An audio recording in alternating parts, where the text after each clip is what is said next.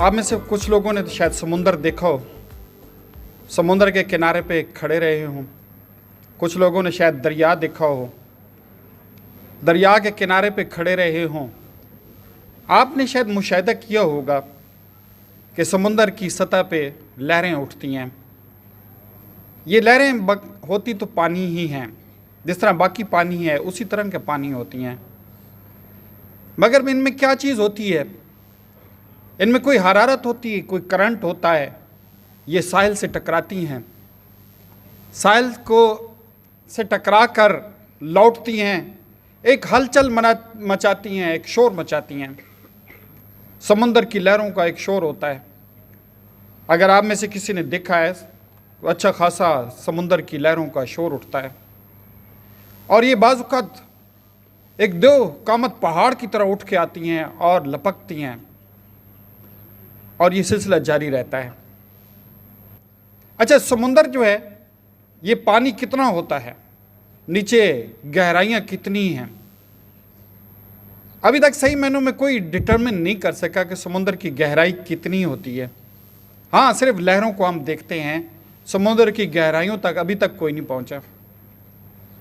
इंसान वैसे सबसे ज़्यादा 12,000 मीटर की डेप्थ तक नीचे गया है, यानी 12 किलोमीटर तक गया है, इससे आगे नहीं जा सका। इन 12 किलोमीटर में जब इंसान नीचे गया है तो वहां अंधेरा, गुप अंधेरा, ठंडक, सर्दी और सबसे ज़्यादा प्रेशर, पानी का प्रेशर। लेकिन हैरत की बात है कि वहां छोटी छोटी मखलूक़ात जिंदा हैं। इंसान जैसा मखलूक जो है वहां सरवाइव नहीं कर सकती। इतना पानी का प्रेशर पड़ता है कि इंसान की वजूद जो है दब जाता है। आप जानते हैं वो टाइटन जो एक्सप्लोड किया था, एक्सप्लोड नहीं किया था, इम्प्लोड किया था। ये पहली दफ़ा मैंने टर्म सुनी है। एक्सप्लोड होता है, ब्लास्ट होता है तो बाहर जाती हैं चीज़ें। इम्प्लोड होता है, बाहर से प्रेशर पड़ता है तो पिचक जाती हैं।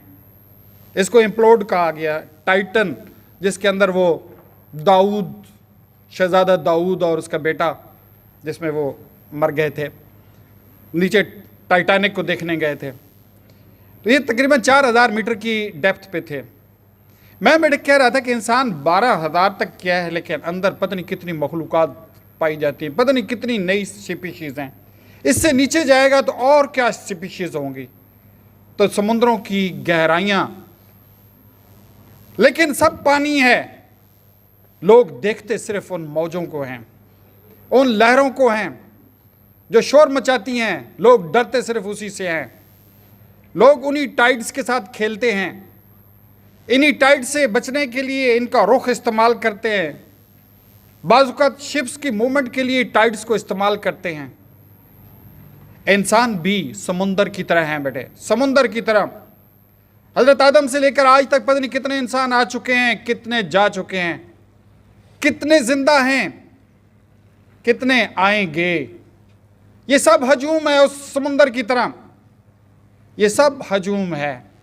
सिर्फ चंद लोग होते हैं जो सरफेस पे आते हैं, चंद लोग होते हैं जिनके अंदर करंट होता है, चंद लोग होते हैं जिनके अंदर हरारत होती है, चंद लोग होते हैं जिनकी एनर्जीज होती हैं, और वो हजूम से बाहर निकल जाते हैं। वो अपनी पहचान कराते हैं। उनको आज तक तारीख जानती है। अरस्तु लगता है कल पैदा हुआ है, जानते हैं हज़रत ईसा अलैहिस्सलाम से पहले। अरिस्टोटल, सिकंदर आज़म, उसके अलावा कितने नाम हैं। सहाबा की एक जमात है, उसके बाद आइम्मा किराम हैं, कितने मुजाहिद हैं इस्लाम के। खालिद बिन वलीद, मूसा बिन नुसैर, तारिक बिन ज़ियाद, ऐसे याद रखते हैं जैसे कल गुजरे हैं। ये लोग हजूम का हिस्सा नहीं थे बेटे, ये हजूम से बाहर थे। इनके पास अल्लाह ने सलाहियतें सबको दी हैं, लेकिन इन्होंने अपनी सलाहियतों को इस्तेमाल किया, और तारीख सिर्फ इन्हीं लोगों को याद रखती है, बाकी सारे हजूम को नहीं याद रखती। वो नीचे जो पानी है उसका कोई पता नहीं है, सिर्फ लहरें नजर आती हैं। इंसान की पहचान इन्हीं से है। आज भी हम याद करते हैं जो पता नहीं कितने लीडर्स गुजरे हैं, ऐसे लगते हैं जैसे हमारे दिल के करीब हैं, हमारी सोचों के करीब हैं, हम जो है उनको जानते हैं, ऐसे लगता है हमारे दरमियान बसते हैं। तो बेटे याद रखें कि हजूम ना बने, हजूम से निकलने की कोशिश करें, अपनी एनर्जीज को शो करें, अपनी ताकत का मुजाहरा करें, उन लहरों की तरह बन जाएं जो नजर आती हैं, वो लहरें जो इंसानियत को फायदा पहुंचाती हैं, वो लहरें जिनको देखकर एक तवानत महसूस होती है, वो लहरें जिनका शोर भी सुनाई देता है। आप ऐसे इंसान बने। हजूम में रहेंगे गुम हो जाएंगे, कोई नहीं याद रखेगा, ज़्यादा से ज़्यादा बेटा याद रखेगा, पोता बड़ी मुश्किल से याद रखता है, पढ़ पोता, उसको तो पता ही नहीं होता कि कौन था वो। लेकिन तारीख सिर्फ उन्हीं को याद रखती है जो मुनफरिद बन के निकलते हैं, जो आगे निकलते हैं। 9-10 बहुत जल्द आपका एग्ज़ाम होगा, फिर रिज़ल्ट आएगा। कई होंगे जिनके नाम जो है बोर्डों पे लिखे जाएंगे, कई होंगे जिनके नाम अखबारों में छपेंगे, कई होंगे जिनके इंटरव्यू चल रहे होंगे, और कई होंगे जिनका बाप हमारे सर पे आके बैठा होगा कि हमारे बेटे को आपने पढ़ाया नहीं है। हम कहेंगे वाकई नहीं पढ़ाया, इसको पढ़ाने के लिए अरस्तू को लेके आए तो वो भी शायद ना पढ़ा सके। क्या करें, हमने कोशिश की है, जान छुड़ाते हैं।